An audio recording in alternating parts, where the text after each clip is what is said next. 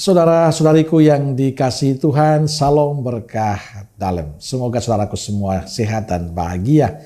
Dan jangan lupa mengawali harimu dengan senyum.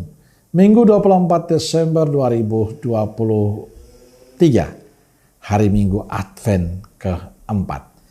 Mari kita awali permenungan kita hari ini dengan tanda kemenangan Kristus dalam nama Bapa dan Putra dan Roh Kudus. Amin. Permenungan kita diambil dari Injil Lukas bab 1 ayat 26 sampai 38.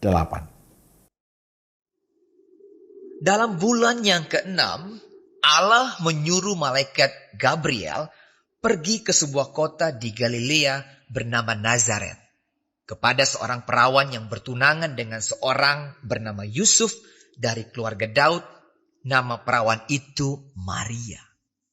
Ketika malaikat itu masuk ke rumah Maria, ia berkata, "Salam hai engkau yang dikaruniai, Tuhan menyertai engkau."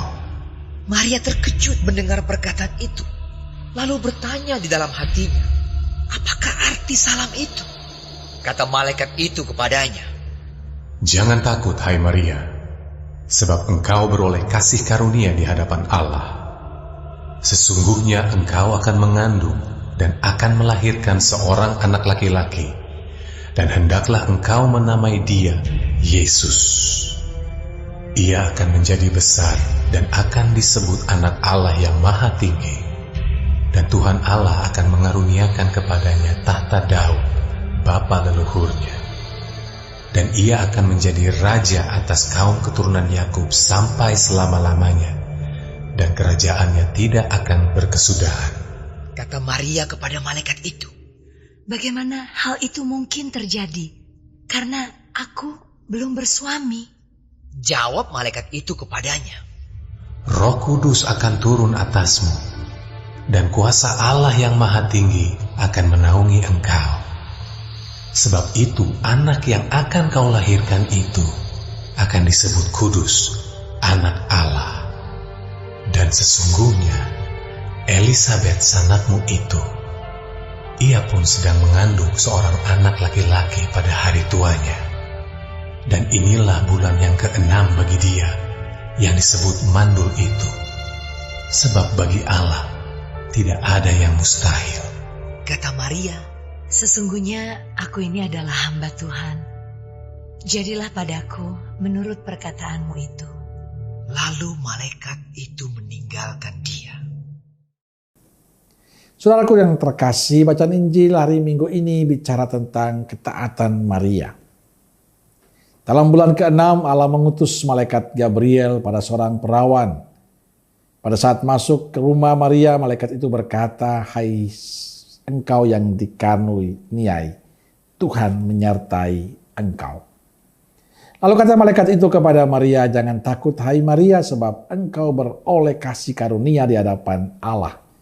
Sesungguhnya engkau akan mengandung dan melahirkan seorang anak laki-laki, dan hendaklah engkau menamai dia Yesus. Dia akan menjadi besar dan disebut anak Allah yang Maha Tinggi."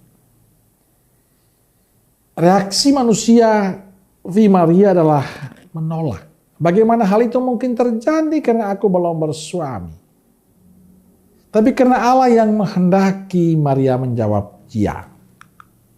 Sesungguhnya aku ini hamba Tuhan, terjadilah padaku menurut perkataanmu."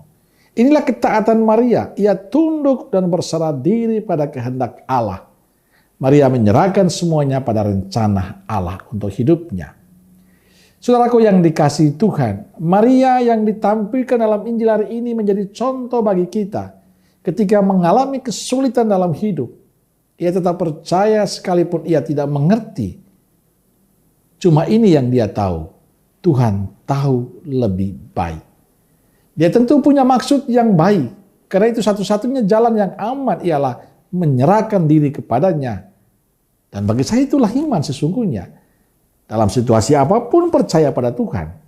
Dan yakin Tuhan akan melakukan sesuatu yang baik. Dia tahu lebih banyak. Dia tahu lebih baik. Itulah iman sesungguhnya. Iman melihat yang tidak kelihatan. Percaya apa yang sulit dipercaya. Dan menerima apa yang tidak mungkin. Saya ingat kata-kata Abraham Lincoln mengatakan, iman bukan berarti bahwa Tuhan bisa melakukannya. melainkan Tuhan akan melakukan. Semoga kita akhirnya semakin yakin bahwa dalam semua perjalanan hidup kita, suka duka hidup kita, Allah bekerja bersama kita. Dan sekala kita beriman kepadanya, ada berkat yang kita terima darinya.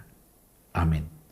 Semoga Allah yang Maha Kasih memberkati saudaraku sekalian, Bapa, Putra, dan Roh Kudus. Amin.